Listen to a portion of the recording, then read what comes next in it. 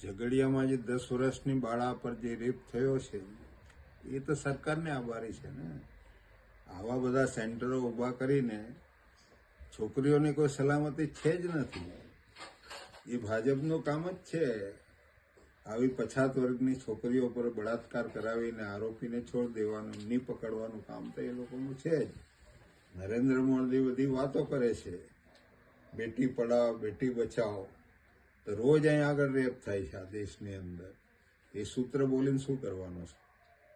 કેમ કે એમનો જ એજન્ડા છે કે આવી છોકરીઓને સલામતી નહીં રહેવી જોઈએ. જ્યારે ભારતમાં આવ્યા છે ત્યારે કોઈ મહિલાઓ લઈને નહોતા આવ્યા, અહીંની મહિલાઓ છે એટલે એમને અહીંની મહિલાઓની કોઈ લાગણી છે જ નથી આ લોકોને. આ સરકારો પાસે એવી કોઈ અપેક્ષા રાખવા જેવી છે જ નથી.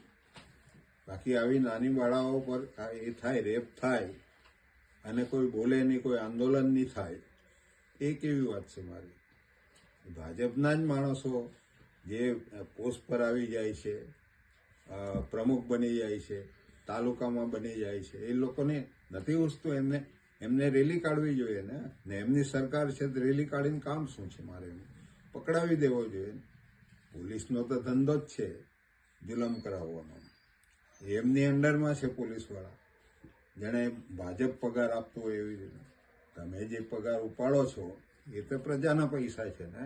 ટેક્સ ભરીને જે પૈસા ભેગા થાય છે દેશ ચલાવવા માટે, એ આવી રીતના વાપરવા છે એ લોકોને. એમની પાસે અપેક્ષા કેવી રીતના રાખી શકાય? છોકરી સલામત નહીં રહે એ કઈ જાતની વાત?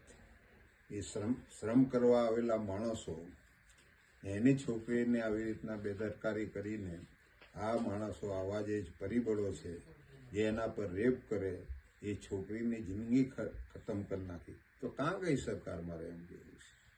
એટલે આ સરકારનો પૂરેપૂરો આની અંદર હાથ હોય, કાં તો આ આરોપીઓ હોય એની સાથે ભાગ હોય આ લોકોને.